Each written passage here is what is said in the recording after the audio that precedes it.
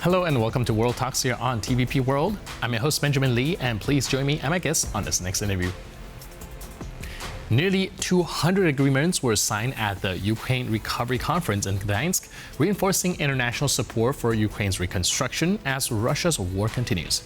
At the same time, Russia has declared a state of emergency in occupied Crimea following reported Ukrainian strikes, highlighting the growing pressure on the peninsula. Joining us today on TVP World to discuss these developments is Yulia Sirko, a Ukrainian MP from the Voice Party. She's been actively involved in advancing Ukraine's reform agenda and European integration. Hello and welcome to TVP World. Hello. So, like we mentioned earlier, nearly 200 agreements were signed at the conference. What would you say is the most important outcome of this year's recovery conference? I would say, first of all, that this conference actually was conducted despite the political tensions between Ukrainian and Polish presidents. And it's good that we all meet, including parliamentary delegations. I was a part of also parliamentary delegation for the Ukrainian-Polish Assembly. We had a meeting before conference with our colleagues, Polish colleagues, open meeting and then closed door meeting, so we discussed all painful issues that are influencing our nations, as well as we discussed Euro integration process of Ukraine, and also security and defense, joint efforts to build security and defense against Russian threat we have on our borders. So actually, I think it was very productive, both meeting, parliamentarian and conference, and also it's really good to see a lot of leaders, European leaders, including Ursula von der Leyen, Antoni Kostu, and many leaders from European countries, as well as many delegations from other countries. So it was a lot of people. I think it was the biggest conference out of 5 we had before. And it was productive, really productive. I think business to business, people to people will be without political manipulations and historical tensions. It's a very good sign, and we appreciate Polish side that they conducted it. They hosted a lot of delegations, and it was very successful. Right. So, would you say you have a more optimistic outcome after one of these biggest meetings? I think the optimistic is that our main message was actually to our Polish colleagues that leave the history to historians, and let's look and work for future, and don't let not manipulate with the historical facts and tragedies in the political campaigning. So because it will never end in a good way if we will do it. So let's work together. We have a lot of common between our nations, and in the past, and I think more even in the future. So Poland probably one of the most will have more advantages of Ukraine's if Ukraine will be a member of European Union, because we have actually a lot of businesses, and during the reconstruction, Poland, I think, will benefit the more, because Poland will be a logistic hub for Ukraine, for transportation, for resources, for delivering materials, etc., etc. So I think we have so many things to do ahead, and beneficial for both nations, including economic benefits, than to have discussions over history, tragic history, and let's leave it to our historians, Ukrainian and Polish historians, who are more professional, and they need to look at it in a professional way without manipulations.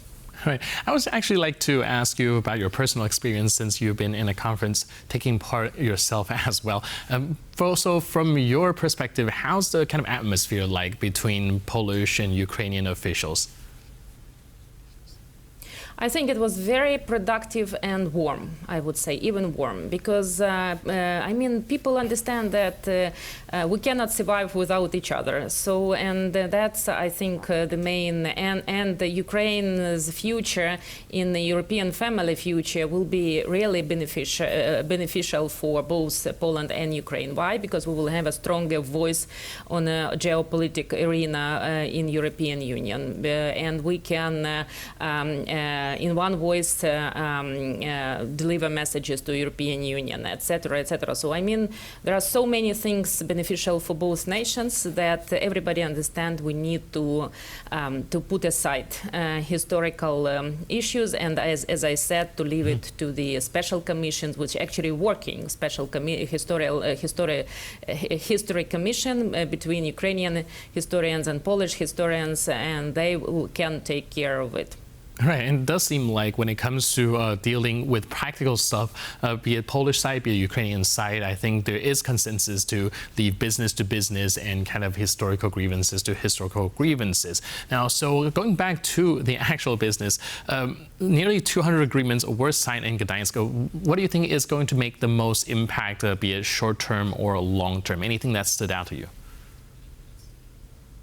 I think we had a lot of agreements and particularly established transportation infrastructure fund, which could be used for reconstruction of Ukrainian infrastructure and transport. And Poland has a lot of experience in it, and also a possibility and skills to do it. So I think this big fund will be one of the biggest, I would say. Then there are a lot of different deals from the railway companies to the energy companies to the small and medium businesses, and I mean it's really a huge amount, and I think it will be good if we will have it done and finished in the next years, and we will see both nations will see results, practical results. I think it will resolve a lot of issues when you have people-to-people and business-to-business connections. When you have practical results, then it's taking out any questions, because you know people, you know the attitude, you know the practical results, and it will make people closer and nations closer. Yeah, and it also highlights why these kind of conference is very important, to actually have people talk face to face. Now, we'd like to move on to another topic as well, because we recently saw Russia declaring a state of emergency in occupied Crimea after reported Ukrainian strikes. Now, what does this tell us about the situation in the peninsula? It tells us that Ukrainians coming to take their land back. So I think, Crimea, I mean, almost under Ukrainian fire control, because we are controlling logistics, logistics routes, and it's very difficult for Russian military to deliver any kind of weapon or troops or supplies to the peninsula. So that's why I think Russia's military start to withdraw the special forces and then maybe other forces. But also people understood that it is not comfortable to stay in the peninsula. Crimea was during the Ukrainian times when Ukraine controlled Crimea. Crimea was always a touristic destination. So the main income in Crimea was from tourism, and it's supposed to be a tourist destination, not a military base. But Russians turned it in 12 years for complete military base, and in this way they actually destroyed the economy of Crimea, agricultural, tourism, etc. So now people understood they nothing to stay in Crimea and living Crimea, because no tourism, no job, no fuel, no future basically. So many people are just leaving Crimea and going anywhere on Russian territory or not on Russian territory, and I think it's a wise decision, because I mean the number of strikes and number of of tensions in the Crimea will be growing. So I don't think that civilians should stay there.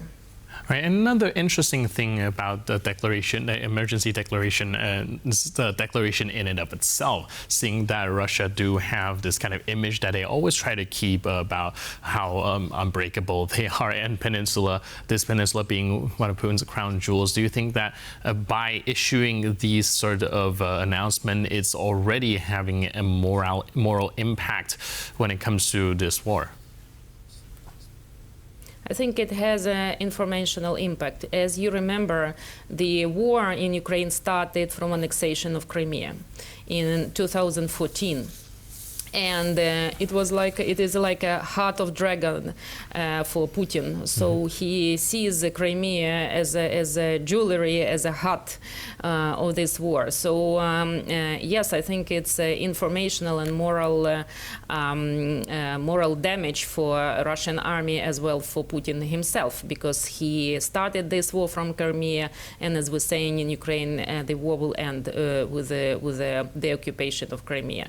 So I think for the informational campaign and for Putin and for Kremlin, it's a big strike, a big damage. But if you will open Russian media, you will not see any dramatic news about Crimea. So they are hiding truth, and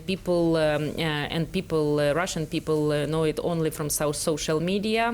But since the social media, most of the open social media banned in Russia, they cannot get information fully. So I don't think Russians realize the size of the problem in Crimea.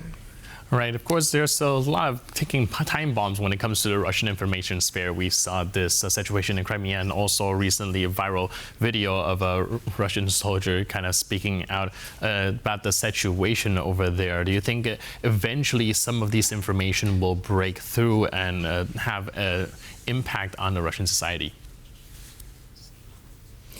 No, I don't think so. I think that Kremlin already ready for these kind of information bombs, because they banned, as I said, they banned a lot of social media, including YouTube, WhatsApp. They banned VPN. So, I mean, Russians has no access to the real information. They are blocked in their bubble of the state TVs and the propaganda TVs, and that's it, and TV media. Some of them can reach information, but mostly this is not the how you can penetrate Russian media through these even viral videos or I mean videos from Crimea. Unfortunately, the perimeter of Russian information system blocked, closed, and I mean common Russians, they don't understand and see the size of the damage, and that the war is coming to the territory. So they don't realize that the war will come back to the territory, to Russian territory, to Moscow, to other cities. It must feel very weird living in like a parallel universe and parallel reality. But thank you so much for your input and insight. It's like a North Korea. All right, but thanks for being with us. Thank you. Really appreciate it. And thank you for being with us on this edition of World Talks. But for more news, update, and commentary, please stay tuned to TVP World.